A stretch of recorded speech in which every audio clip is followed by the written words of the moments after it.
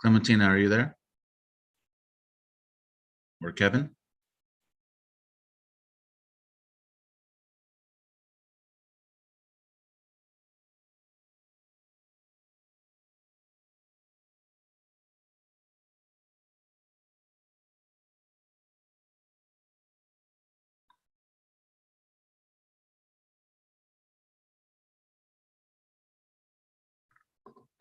Director Snyder?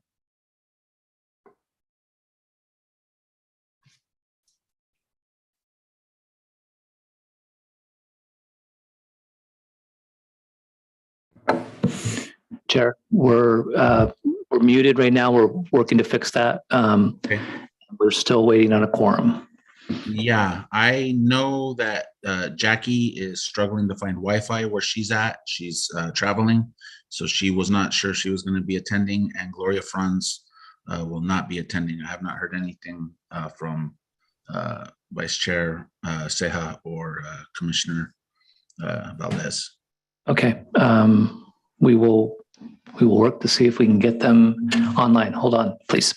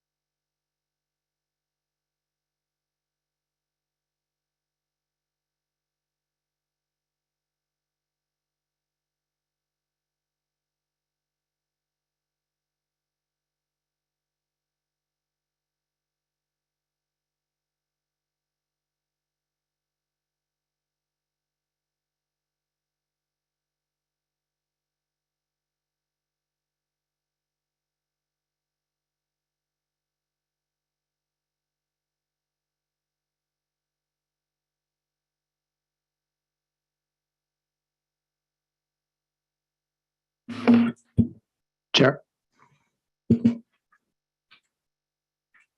He's- I'm here. Okay, thank you. Just a quick update. So Commissioner Valdez has joined us. She'll be here for at least item 5.1, but she may have to leave after that.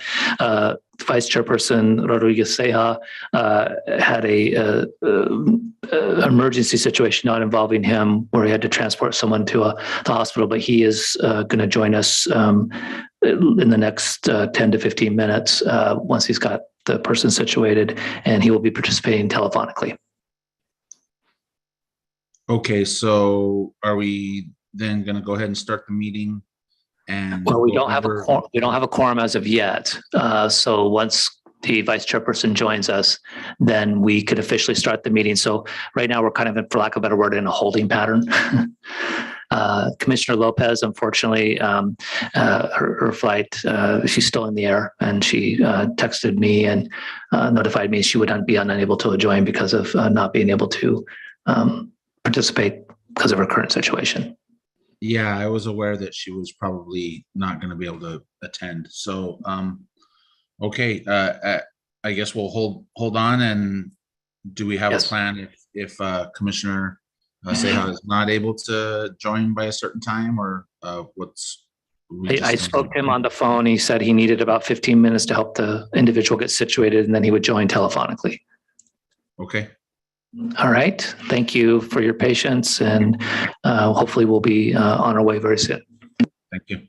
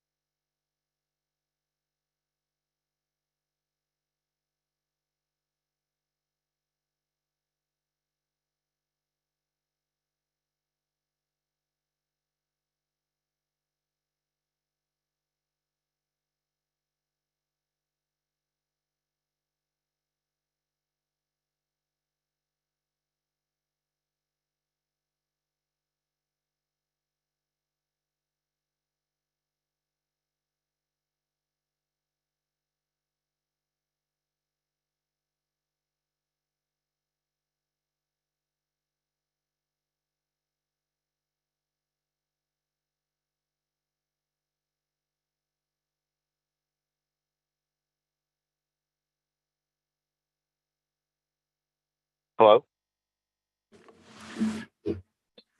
Is that Vice Chairperson Rodriguez Ceja? Yeah, that's correct. Okay. Sorry. Go ahead, Vice Chairperson. No, nothing. I just wanted to announce that I was calling in, and I'm calling in from Eisenhower Emergency Hospital. Okay, that's satisfactory. Yeah, so he's here and we've got Good quorum. yeah, we're just announced quorum that we can call the meeting to order. Okay, we do now have a quorum consisting of Chairperson Casiano, Vice Chairperson Rodriguez Ceja, and Commissioner Valdez.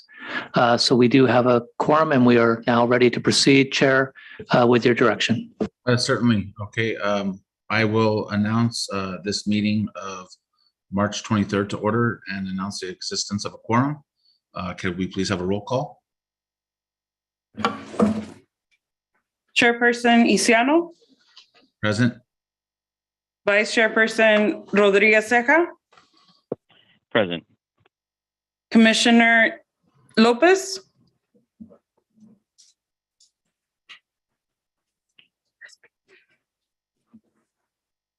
Commissioner Valdez, Present.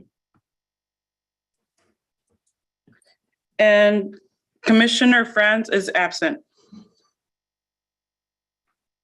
And Commissioner Lopez is also absent. Okay, so we do have quorum. Commissioner Valdez, would you be so kind as to lead us in our Pledge of Allegiance? If we can put the flag up on the screen as well. Yes. I can't see anything, but okay, here we go. I pledge allegiance to the flag of the United States of America, and which is republic where I'm sorry, and I don't know what's going on with me. I just had some dental work done, so I have a little bit of pain. I'm sorry. And it's republic in which we stand, one nation under God, individual, in liberty and justice for all. Okay, thank you very much. There are no minutes to be approved. Clementina, do we have any public comments for items not on the agenda? Please hold while I check.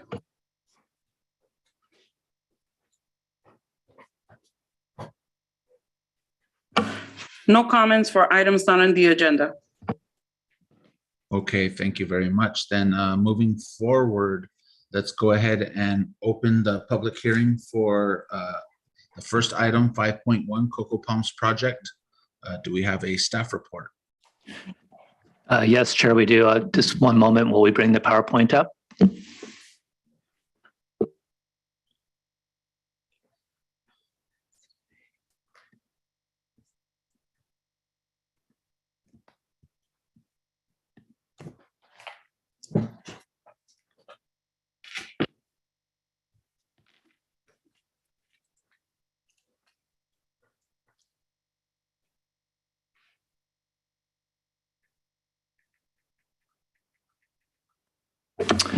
All right, thank you, Chair. Good evening. My name is Kevin Snyder. I'm the Director of Community Development for the City of Indio, and I'll be doing the staff presentation this evening on the proposed project. The proposed project is called Cocoa Palms. It is a residential subdivision, tentative tract map 38072, along with a design review and an environmental assessment. And just to note for the record that the items being considered this evening, the environmental assessment and the tentative tract map will be a recommendation to City Council for their consideration, and the design review application will be a planning commission decision only unless appealed. So the proposed project is located northeast of Avenue 50 and Jackson Street. It is actually on a site that was previously entitled, and there was preliminary grading work done called Las Plumas. This project did not proceed, and the map expired. Therefore, the new project in front of you is considered a new tentative tract map that is different and distinct from Las Plumas.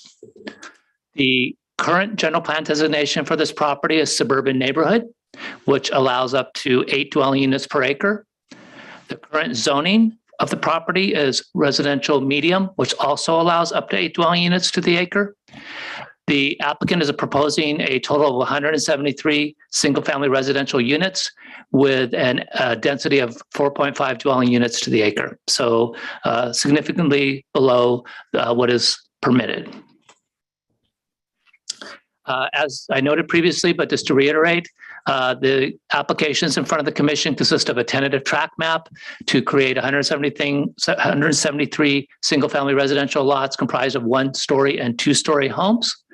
A design review application to consider the model house plans and front yard typical landscaping for the proposed 173 single-family residential lots, and the environmental assessment to consider the mitigated negative declaration and mitigation monitoring and reporting program for cocoa palms.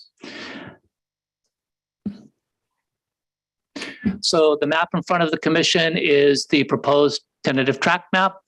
Again, you can see it that it is comprised of 173 lots, and the overall pattern of development is an overall grid network. There is a cul-de-sac proposed. Rock block lengths are relatively short within the parameters of the general plan, which typically call for block lengths to be in the range of 400 to 800 feet. Primary access will be off of Jackson Street. And you will note to the immediate north that Avenue 49 is also an access point. However, this roadway is not currently constructed. The applicant will be required to construct a half width portion of that roadway, and the city of Indio and the city of Coachella and the applicant will be working to identify the construction opportunity for the northern portion of Avenue 49. The applicant is proposing a total of 5 phases as indicated on this map. Phasing is a normal process, and the applicant will be required to follow this phasing plan and if the applicant seeks to significantly modify it, we'll have to come back to the Planning Commission. This is the applicant's submitted site plan. This shows the layout of homes on the lots, and again, a fairly typical single-family residential subdivision with the already identified street grid block layout. The next couple of slides I'm sharing with the commission are part of the applicant's submittal package. These are the various elevations the applicant is proposing to construct. This elevation is the single-story product they're proposing to construct, one of the single-story products. This is another single-story product. And then the next few slides are the applicant's proposed 2-story housing product. These are the model house plans I mentioned earlier in my presentation. We're now going to colored elevations the applicant provided to give kind of context and texture to the overall design of these structures.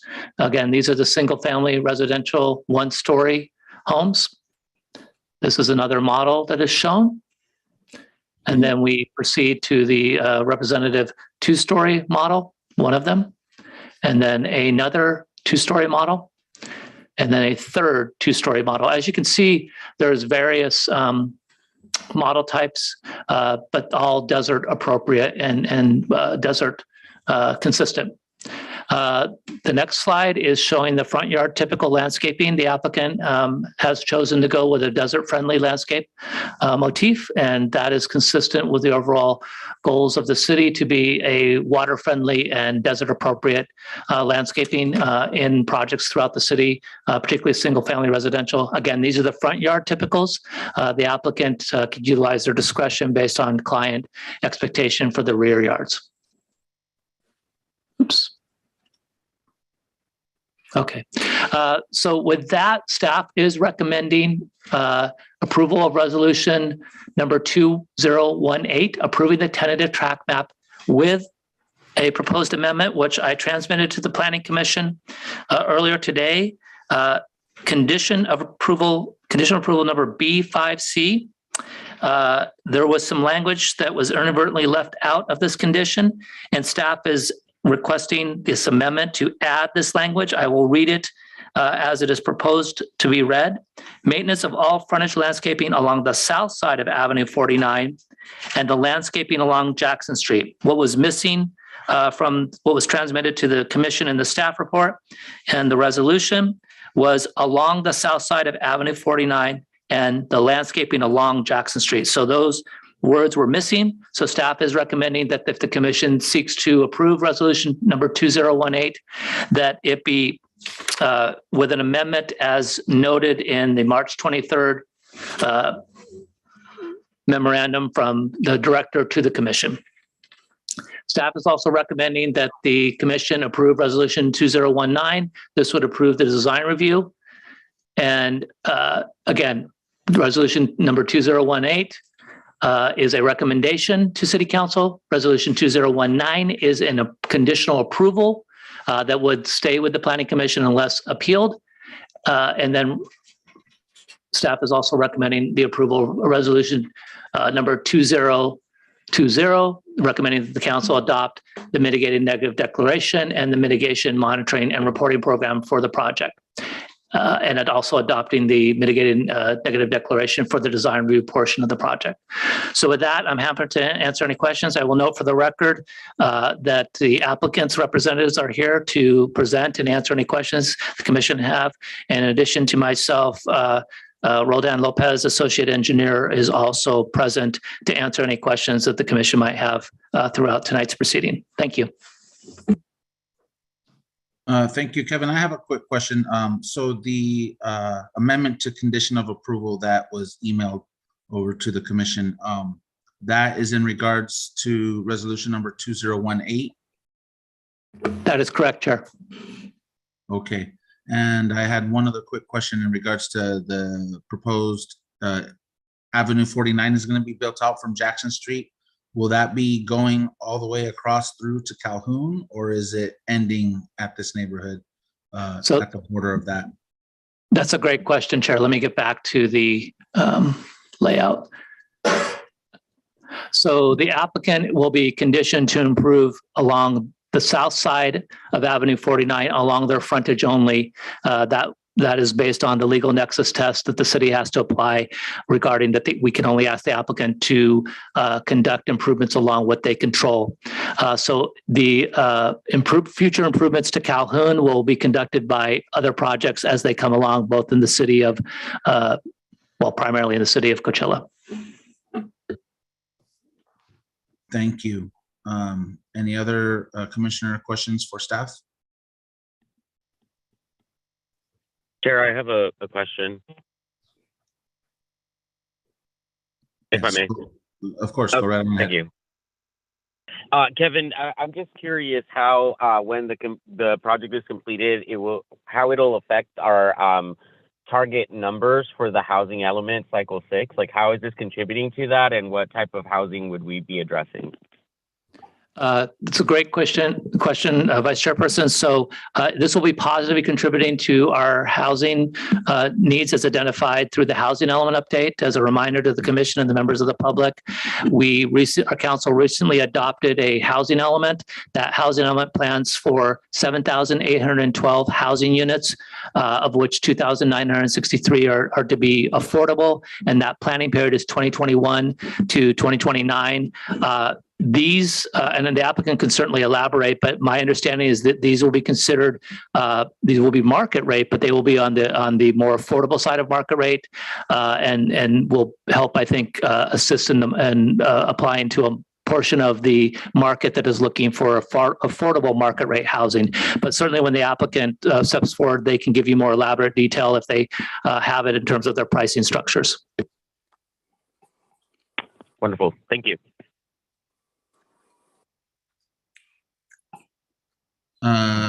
SB, do you have any questions for Kevin? Otherwise, we can move on to the applicant. I'm not sure if it's a question for Kevin or the applicant, but as far as maintaining the community, is that going to be through an HOA, or is it going to be applied as an assessment through the tax bill for the residents? Just, the common areas that are required to be maintained in the exterior and the interior?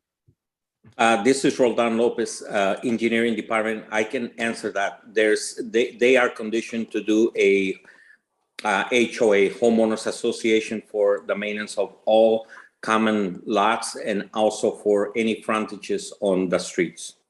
Okay. Thank you. Okay, thank you, Roldan. You're welcome. Then let's go ahead and if we could, let's hear from the applicant, please. Chair, I think you have to officially open the public hearing. Yeah, thanks. Okay, I Chair. thought I opened that at the beginning. And then inviting the applicant up. Okay, I thought we opened the public hearing before staff report, but we'll go ahead and open public hearing and invite the applicant to speak, please.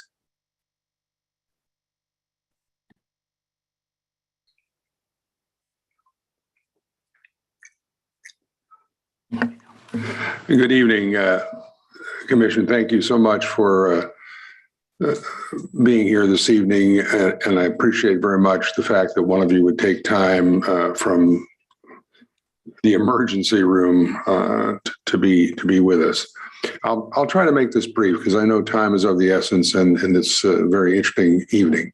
My name is Sam Al-Hadif. I represent the applicant. I had the privilege of serving as city attorney here in Indio for 5 years, from 1998 to 2003.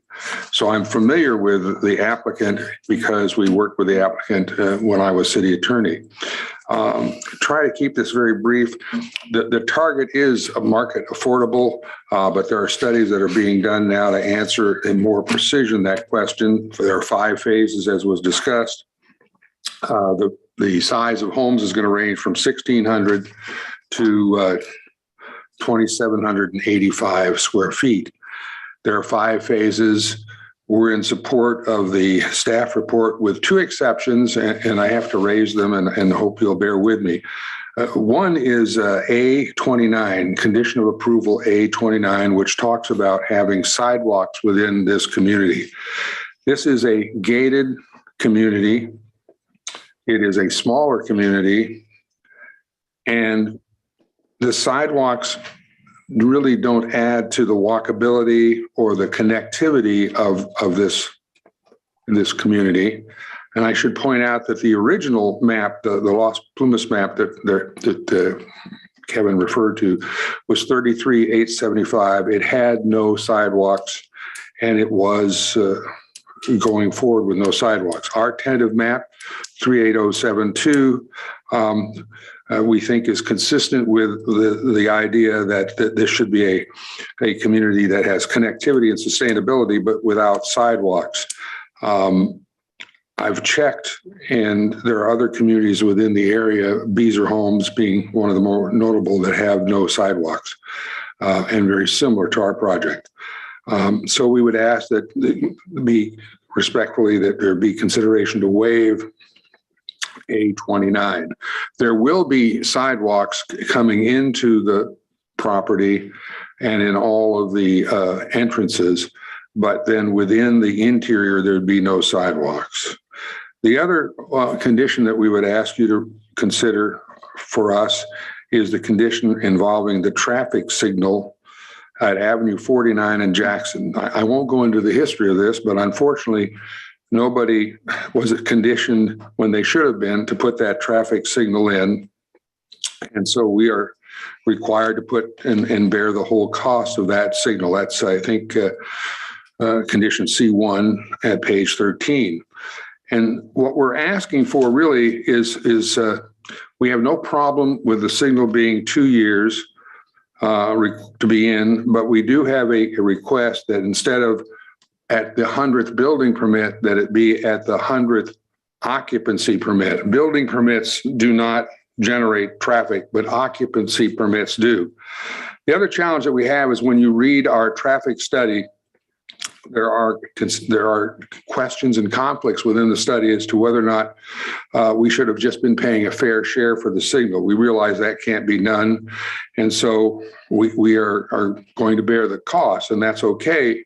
But we would like a little help here to make the traffic signal conditioned on the 100th occupancy or 2 years. We're happy with the 2 years. We're, of course, going to bond for the improvement, and we work that out. So with those 2 observations, we'd like to support staff and move forward. And And I'm happy to answer any questions you may have.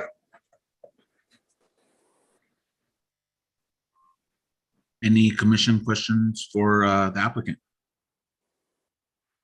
I have a question in regards to the sidewalk.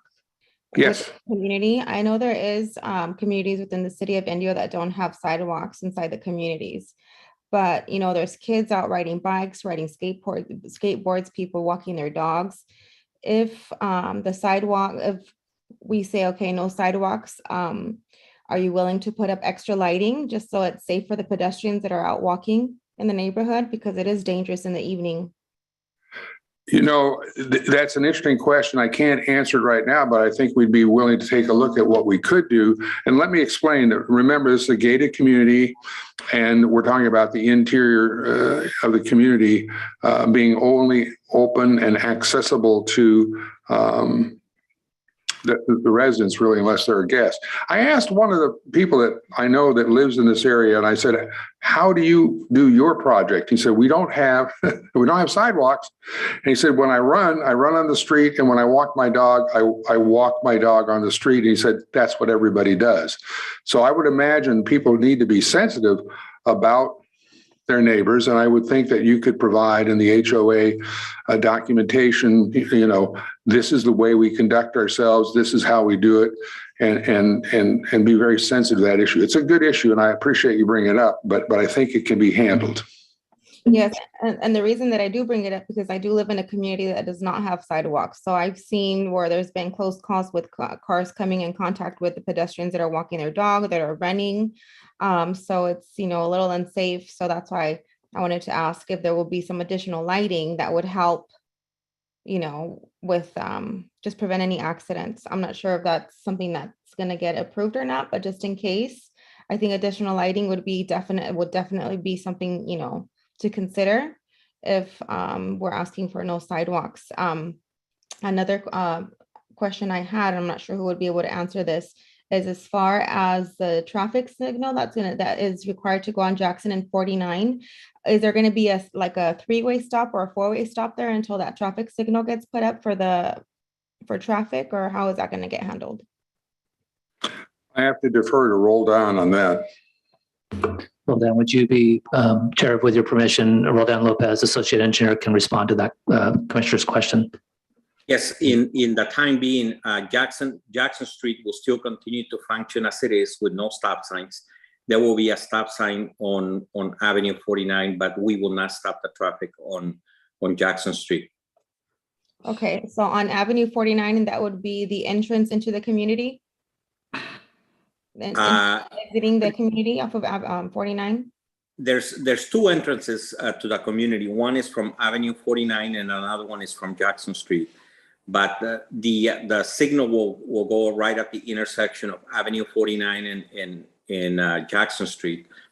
However, prior to the signal, there will be a stop sign on Avenue 49, but no stop signs on Jackson Street. Okay. Commissioner, I want to thank really the city engineering department did a great job, because they made us do two traffic studies, and the studies and the analysis and the what's called VMT all support the way that the city is approaching it, and I think they've done a great job.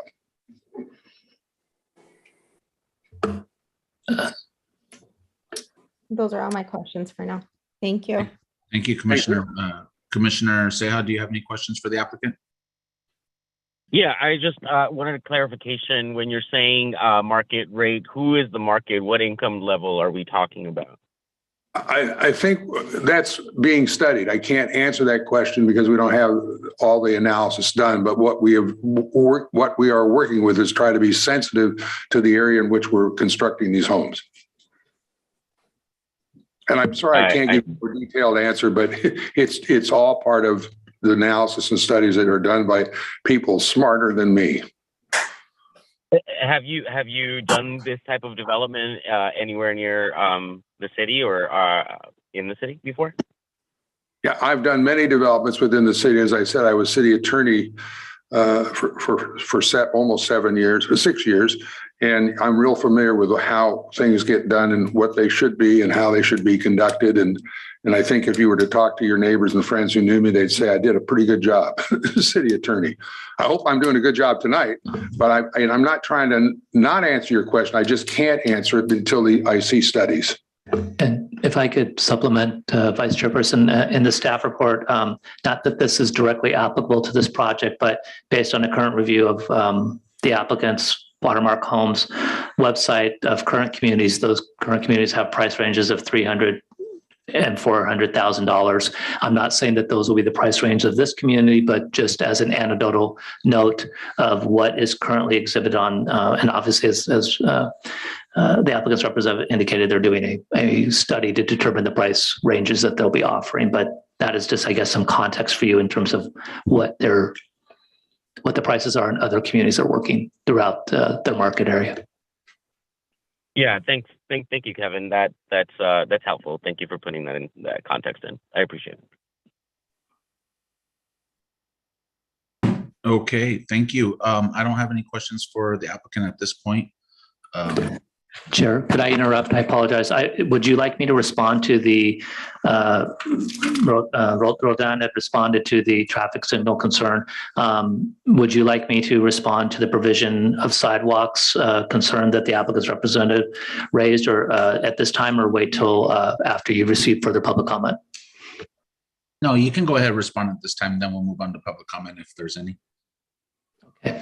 What I would note for the record is that requirement condition of approval is based on the general plan 2040 that the City Council adopted on September 18th, 2019. The actual policy is policy LU-7.5, provision of sidewalks. It reads, except within designated rural estate areas, of which this project is not, require sidewalks of at least 5 feet in width on at least one side of private and both sides of public streets in neighborhoods, and prohibit obstructions such as utility boxes, telephone poles, street signs, etc., that would impede sidewalk use. So the condition of approval that the applicant is asking for you to reconsider is based on the adopted general plan. The projects that he referenced around the area, including the specific one he referenced, Barcelona, those were considered under a prior general plan for the city that did not have that requirement. So as tentative maps are required to demonstrate compliance and consistency with an adopted general plan, that was the reason behind staff's recommendation for inclusion of that condition. It is within the purview and the discretion of the Planning Commission to decide not to apply that condition. You may, as Commissioner Valdez was talking about, propose an alternate means, such as the provision of more street lighting to offset the lack of sidewalks. But I wanted you to understand that is based on the adopted general plan for the city, and that's the basis for that condition. Okay, thank you so much for clarifying. Nico, this is Roldan. May I have the opportunity to talk about the second concern that they had on the signal on certificate of occupancy versus building permits? Yes, please, Roldan, if you would. Yeah, we discussed it among ourselves, and we actually discussed it with the developer. And the reason why we want the signal to be, rather than the certificate of occupancy, we want it to be at the issuance of a building permit. Let's say, the builder is at 99 permits, and all of a sudden he pulls 20 permits more. So they're all under construction, and now he's got people that want to buy those homes. How can we stop them from letting these people move in? However, if we restrict, to the issuance of the building permit, then we have control as to, the installation of the signal. So we discussed it with them, and we are very firm as to, staying with the way the condition was written, because it gives better control of the city.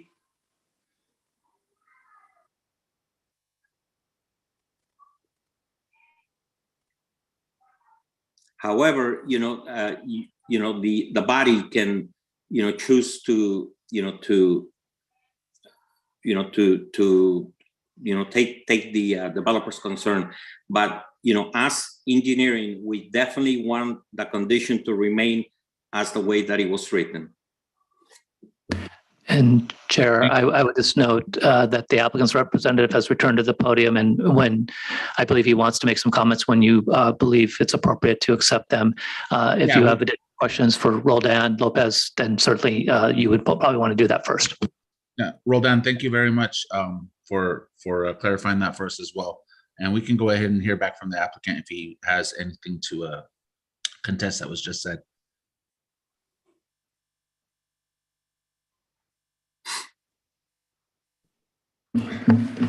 Oh, thank you. Let me try to answer that because, and I respect Roldan and I respect Juan. The issue that they raise is one of public safety and public safety and health and what happens if. I can assure you that if you want to put in a additional condition that says that we will not provide occupancies over the 100 unit until we have the signal in, we'll do that. That we're not trying to circumvent something. The other thing that I think is important is when you have a signal like this, it has to be designed. There has to be construction documentation, and it just doesn't happen overnight. So we're going to be working on that, and we can give them a schedule of how we're doing that so that they feel comfortable. We also have a bond for that. And I am sensitive to what they just said, but that's not the way that this company operates. They've built over 2,000 homes in this community, and they never had a challenge like that. They just don't do that. But I understand the concern of Roldan, and I think that we can give them adequate assurance of when we're doing the design and when we're going to release for construction, so that they have adequate assurance that we're going to keep our word. It's a matter of keeping your word, and that's very important to this company.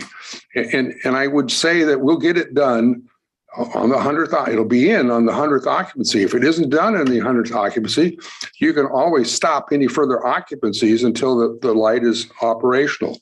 So I think there's plenty of support from us, and we don't intend on trying to make, be cagey or anything. So as an attorney now, I'm going to say there is support to say it's the 100th occupancy. You don't get any more occupancies, or you don't get any more building permits. How about that?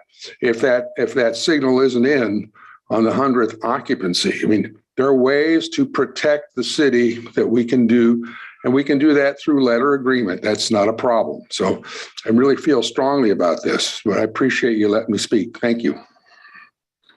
Nico, this is Roldan again. Can I respond? Yes.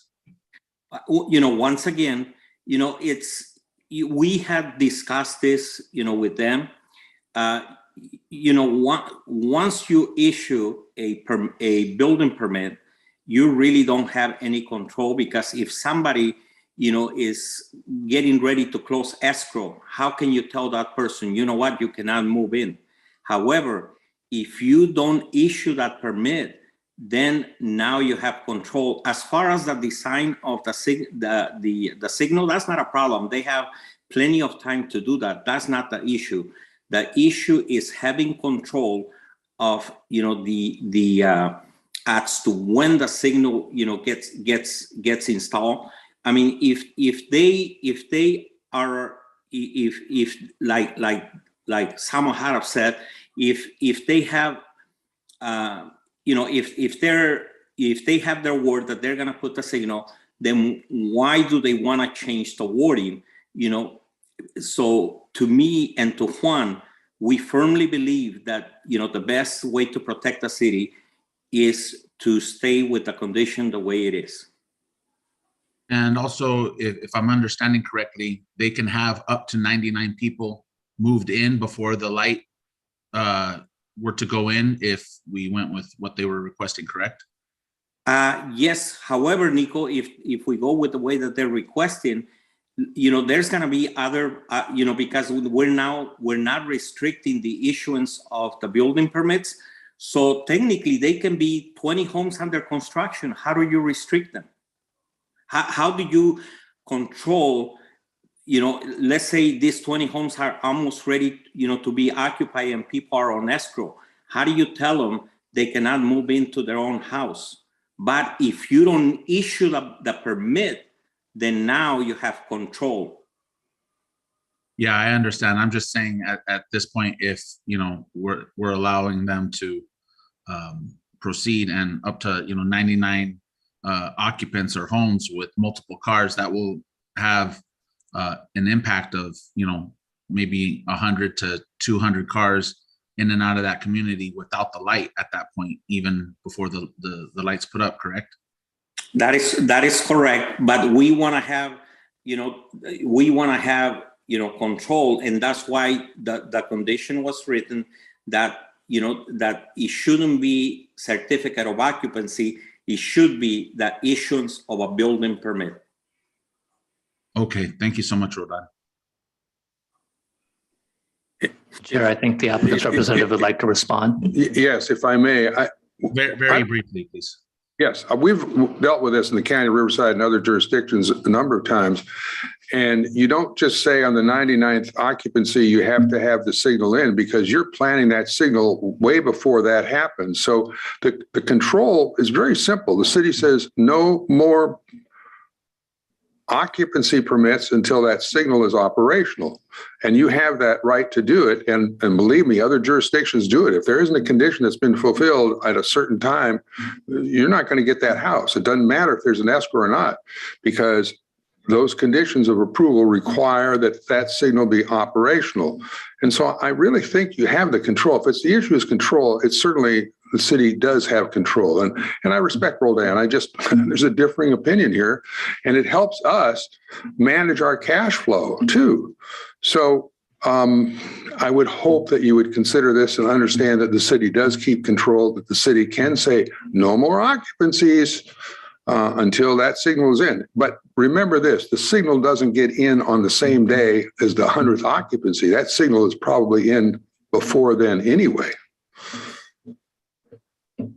Thank you, sir. Okay, Clementina, do we have any public comments on this item? No public comments at this time, sir. Chairperson. And Thank just you as so a point much. of clarification, that's no members in the public for public comment and no online submitted comment for this item. That is correct. Thank you. You're welcome. Thank you. Thank you, Roldan, for all your comments. Kevin, is there any other further staff clarification on any of these topics? No, Chair, there is not. Okay, let's go ahead. We'll close the public hearing and let's talk within the commission. Commissioners, any thoughts, any questions? I would just like to say that in regards to the applicant's request, it seems that staff is asking for very reasonable things. And if, according to that last statement about the traffic light being put up way before the 99 anyway, then it seems like the condition that staff is recommending is it would make no difference, truly. So, I just want to say that I would not be interested in entertaining changing the conditions that staff has recommended.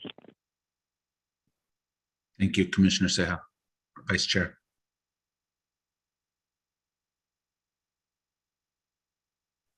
SB, do you have anything you'd like to say on this? Just that I support the traffic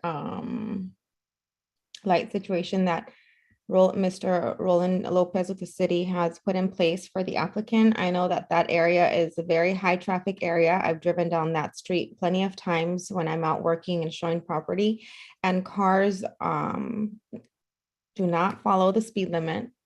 And it's a straight shot. And I think it would just be, dangerous for the residents that are driving out of the community, trying to drive onto Jackson Street. So So I think that a traffic light there is definitely beneficial to the residents and to the drivers going down, driving down that street. I had a question in regards to the sidewalk. Now, if we agree to not require for, to let them not put sidewalks into the community, is there a minimum, a maximum or a minimum width that the street needs to be in, or are they just going to take in that extra space and like make the lots larger? Like, how does that work if the sidewalk is out? As far as like the street width and the lot width? Commissioner, I believe the short answer, however, Roldan may want to clarify it further, is that the city has an engineering standard for private streets that they will have to comply with. And the provision of sidewalk, if that is required, will have to be accomplished as part of that overall design when they bring their designs into engineering. But Roldan, do you want to clarify any further? Sure. The minimum street width does not change. From curve face to curve face, it remains the same. The only thing that would change is the width of the sidewalk, because we also have a condition for a 10 feet PUE, public utility easement, and that's typically where the sidewalk would go. So whether the sidewalk goes in or not, it will not change the width of the street.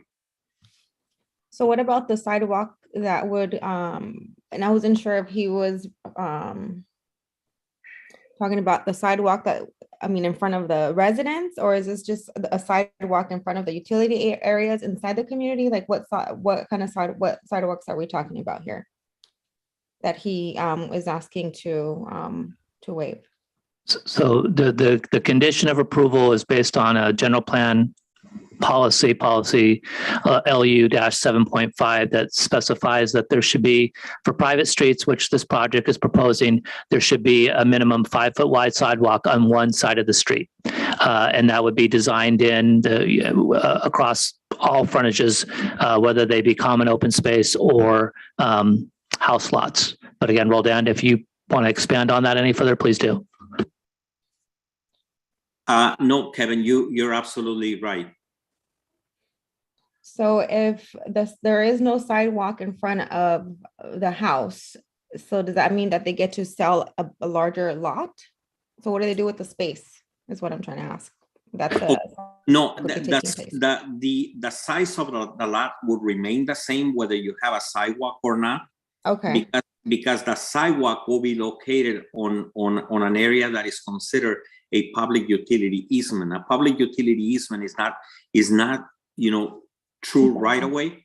Mm-hmm. It's still owned by the resident. However, the utility companies and the city have the right to use that 10 feet. So that's where the sidewalk would be. Okay, so we're not talking about a sidewalk that would be in front of a residence then. We're just talking about a sidewalk that would be where any public utility would be taking place. No, the sidewalk will be in front of the residence, but all along the street, there is that 10 feet public utility easement along the frontage of all the residents' homes. Okay. And Commissioner, just to expand quickly, that means that if you apply this condition, that within that 10-foot easement area, I believe what Roldan is saying, 5 foot of that would be potentially utilized for that sidewalk. Is that correct? That is correct. Thank you. Thank you very much, Roldan. My thoughts are also the same in taking the recommendation of staff in regards to the traffic signal and the 100th occupancy. And also as far as the sidewalks go, being that that's part of our newly approved general plan, I think it's important that we adhere to that. So me personally, I'm not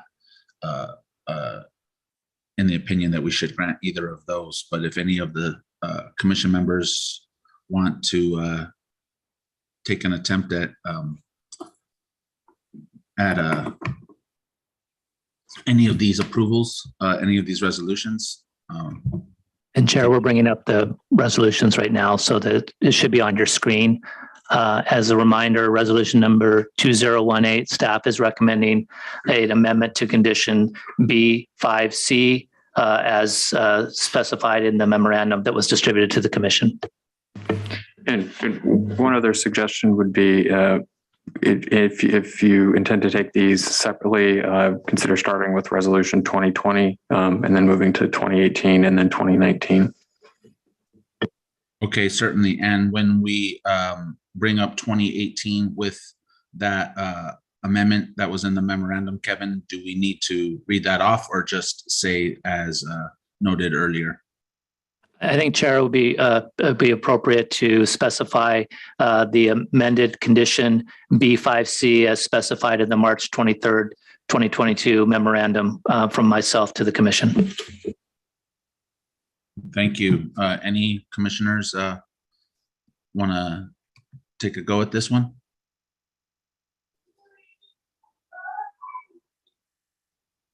Yeah, let's give it a go. I move to approve condition 2020, an environmental assessment with a negative declaration.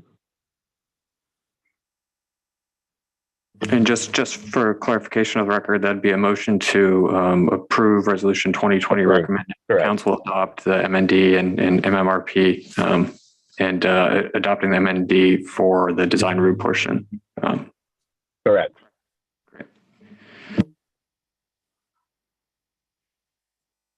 Okay, I will second. Can we please get a roll call vote? Chairperson Isiano, Yes. Vice Chairperson Rodriguez Ceja, Yes. Commissioner Lopez. I'm sorry, Commissioner Valdez. Yes. And Chair, as recommended again by the city attorney, it would now be appropriate to move to resolution number 2018 and then followed by resolution 2019. And just for clarification, the first motion carried 3-0, correct? Correct.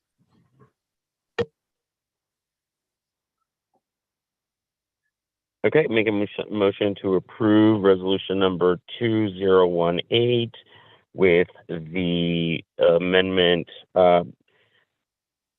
B.5C as stated in the memorandum from March 23rd, 2022 to the commission public hearing from Director of Community Development, Kevin Snyder. And just for clarification, that'd be 2018 recommending the council approve the tentative track map with that modification that you noted, that Director Snyder noted. That's correct. Thank you, Zach. I'll second. Okay, can we get a roll call vote? Chairperson Isiano, Yes. Vice Chairperson Rodriguez Ceja, Yes. Commissioner Valdez. Yes. So the vote is 3-0. Okay, last one, please, Commissioner Ceja. Make a motion to approve resolution number 2019, design review 210447 for model house plans. Excuse me, I'm just now, my screen just went, I'm looking at this from my phone, I apologize. Excuse me, front yard typical landscaping and, oh, that's right, that's it. Zach, I don't know if there's anything that I can clarify. I'm more than happy to clarify just for the record that it would be a motion to approve resolution number 2019, conditionally approving design review 21-04-47 for the model house plans for the front yard landscaping for tentative track map 21-08-048. That's correct. Thank you. I'll second. Thank you. Can we get a roll call vote, please? Chairperson Isiano, Yes. Vice Chairperson Rodriguez Ceja, Yes. Commissioner Valdez. Yes. Vote is 3-0.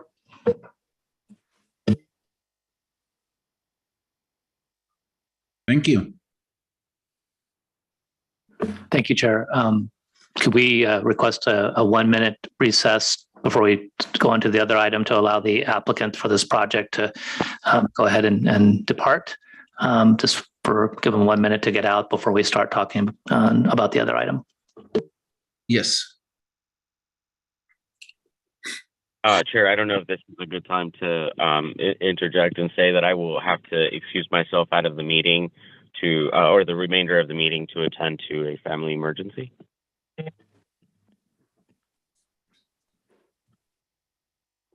Yeah, Vice Chair, thank you very much for doing your best and being a part of this. We appreciate you. Yep, thank you. Thank you. Bye-bye. Chair, I think Commissioner Valdez may have to leave as well. I'm not speaking for her, but. Yes, I just wanted to make sure that we were done, if that's okay. Yes, of course. So, Kevin, then moving forward, I'll be the lone participant in the study session. Well, we are going to recommend that based on the fact that the majority of the commission is not here, that tonight's study session item be continued until the March 30th special meeting, which is next Wednesday. However, we are also recommending that there may be individuals in attendance this evening that may want to make some public comments. So we encourage you to reach them. And I think the city attorney is also going to speak to that effect as well. Correct. Yeah, I think we can provide the opportunity for anyone, if they wanted to submit any public comment or testimony on item 7.1, recognizing that same item will be discussed at a planned study session next Wednesday as well. And just echoing Director Snyder's remarks, it looks like we will be losing quorum momentarily. So you'd be able to, after this, adjourn the meeting to the special meeting scheduled next Wednesday. Okay, do we have anybody online that would like to make a comment at this time? Do we need to open the public hearing, or is there anyone present? Just for clarification, there is no public hearing. There was a study session it was kind of intended to be part one of a 2-part study session for next week. So it will still be next week, just part 1 and part 2 will both be happening next week. But we wanted to give the members of the public the opportunity to speak if they were here tonight or online tonight to get their comments out now or next week. Clementina, do we have any public comments there in the building or online at this point? Not online, but here in the building, sir, in chambers. Okay, if they'd like to take the opportunity to address it now, they may. Otherwise, this will be continued to next special meeting next Wednesday on the 30th of March.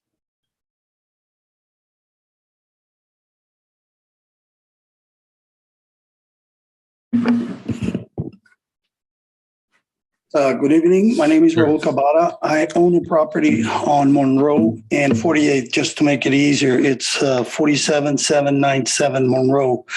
The city map, it shows that it's a house, but there's no house. It's a lot. So I would like them to change it so I can be able to make an office and make it commercial, because all of the surroundings are commercial. So I'm just waiting for the city do the change.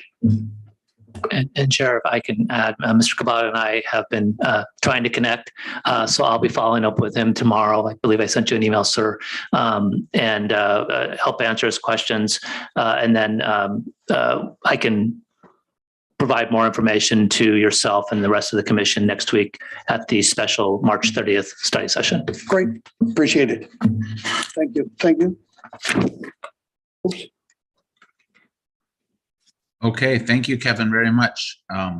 So he can hopefully you can help him address his questions.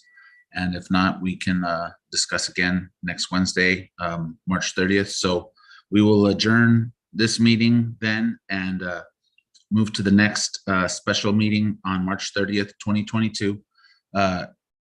Kevin, quick question. Will that only be apprised of being just the study session items, or will there possibly be other public hearing items on the agenda, being that it's a special It will only meeting? be the zoning code study session items. And again, we will start what we plan to start with this evening. We will start with that, see how far we get. And then depending on the commission's input and direction, we may seek to do another special meeting so that we can stay on schedule for the formal review by the Planning Commission later in beginning of May. Okay, wonderful. Then we will adjourn until next Wednesday, March 30th. Thank you. Thank you, Chair.